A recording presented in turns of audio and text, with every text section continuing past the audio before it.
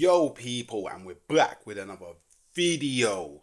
And today I'm going to be talking about the 3 things Arteta needs to do to dethrone Pep. But before we get into any of that, make sure you're subscribing and joining the gang.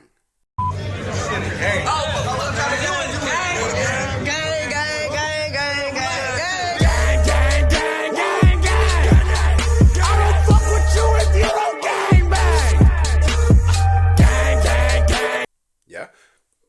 And while you're at it, algorithm settings, drop us a like, drop us a comment. We're trying to get the content out there to more beautiful people in the world. So, before I actually, dive into what I think Arteta needs to do, I just want to throw it out there. I'm not one of them fans that's waiting for Pep to leave before Arsenal start winning the majors, innit? I'm not that guy, yeah? We need to find a way to dethrone this guy while he's still at City. We need to slay Pep, yeah? And the first thing that I think Arteta needs to do, to achieve this, is he needs to trust in the squad more. He needs to trust in the depth of the squad, yeah? So now, if we look at our squad, in goal, we got Raya, great. And then we've got a good backup in Neto. So I expect, obviously aside from the Carabao Cup where he can't play, I expect Neto to play in the games in the FA Cup. And I also expect him to play in games in the Champions League once we've already qualified. Do you know what I mean? Because we've got to get him up to the same level. If we look at our defense, we've got so many options. We all know who the mainstays are. But for example, at centre-back, from time to put Ben White in centre-back instead of Saliba. Let Saliba rest, some games. From time to time, be like, okay, we'll put Saliba on the bench, give him a rest. We'll play Timber at right centre-back. From time to time, go, you know what, Gabriel? You can rest, you can relax. We're going to play Kiwior, You get what I'm saying? And even now, we can play Calafiori at left centre-back. So our centre-back partnership, that's like, at this point, the best of the best, we have to give them rest. And this is where you trust in your depth. On the right, we can play Calafiori. We can play Timber. We can play Ben White. On the left, we can play Zinchenko. No matter what people say about him, we can play him. He is an option. We can play Calafiori left back.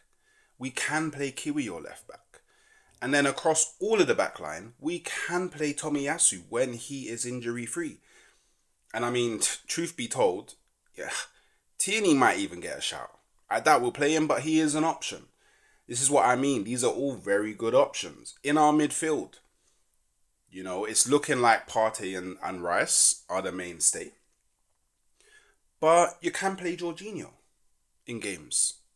Do you know what I mean? You can play Marino. We signed him. He is an option, a really good option at that. There are times where you could be like, you know what? Miles Lewis-Skelly, we're going to give you this game time. FA Cup games, Carabao Cup games. Ethan Nwaneri, he can play the 8, he can play the 10. The only position that's a bit fugazi is Erdegott's, the 10.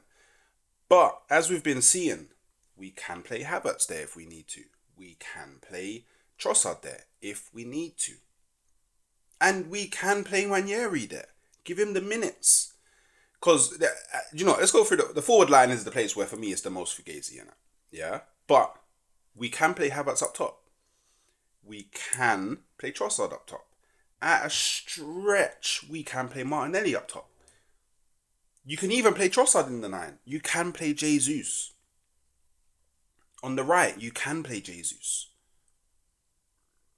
You can play Martinelli. We've got Raheem Sterling on loan. There are players that can rotate. On the left, you can play Martinelli. You can play Sterling. You can play Trossard. At a stretch, you can play Jesus. So we do have a lot of players that can play in multiple positions. And I think for us to slay and dethrone Pep, we need to make more use of our squad depth. I can't be seeing Saka play every minute of every game. Because when it comes to the latter part of the season, he's going to be burnt out. It's just how it goes. Do you know what I mean? So yeah, use the squad, Arteta. Use the squad. So the next thing, yeah, we need to attack the smaller clubs more relentlessly. I want to, and this is whether it's home or away. I want to see us go into games against the smaller clubs and impose ourselves from the beginning, immediately. Attack, attack, attack, attack, attack. Because too many times, yeah, we kind of take our foot off the brake, yeah. Or wait, or would it be better to say put our foot on the brake? I don't know, but you know what I mean. And we just let teams build a bit of confidence, build a bit of momentum when we don't need to. We should just be destroying these teams. You should actually just be destroying them. And I feel this is where we're gonna be successful, is by destroying the smaller teams. Because we all know that we're set up in a good way to deal with the stronger teams. We've seen that. Last season we didn't lose to any of the top six. So far, we haven't lost to any of the top six. We drew with Man City away. We beat Tottenham away. We beat Aston Villa away. So the teams with more quality, we've got our way of playing against them that makes us successful in those games. But it's the smaller teams that we need to start destroying. Yeah? Look at Brighton, 1-1. Should have destroyed them. We had loads of chances in the first half. Should have destroyed them. Look at Leicester. I know we won, but they came back and made it 2-2. It could have easily been a loss or a draw. We should have been gone clear. We had more than enough chances. Look at Southampton. That first half, we had more than enough chances. The game could have been all 6-7-0 first half. But we went in 0-0. And then we came out in the second half, lackadaisical, yeah, we're probably going to win anyway. We concede. We got we immediately we immediately went Super Saiyan and bodied them. But we shouldn't be in those positions. Against the smaller teams, we got to be putting them to bed as early as possible. And that will help us with the first point of rotating the squad. Because if you go in, you're like 3-4-0 up, you can start thinking about, okay, who can I take off to give some rest? Do you know what I mean? And I think the final thing, yeah, for me at least, is we need to perform better at home. Yeah? So for some reason, we're so much better away. The way we just play so much better away. But at home, it's like, I don't know, we're on edge. I don't know, maybe we get too emotional. We can't finish our dinner. Look at the game against Brighton. 1-1. Should have won that. Look at the game at Leicester. 4-2. There was a point where it was 2-2. We could have lost. We should have been winning that easily. We should have already been clear. First half, clear. No way for them to come back into the game. Look at Southampton. Do you know what I mean? It's cool. The odd game here and there, it's okay. The odd game here and there, it's okay. But it's kind of becoming a behavior. It's kind of becoming a pattern. And if we want to go on and win the title, we need 3 points at home every week. 3 points at home. 3 points at home. It doesn't matter who it is. Whenever we play at home, 3 points. 3 points. We have to, I guess, quote unquote, become a fortress.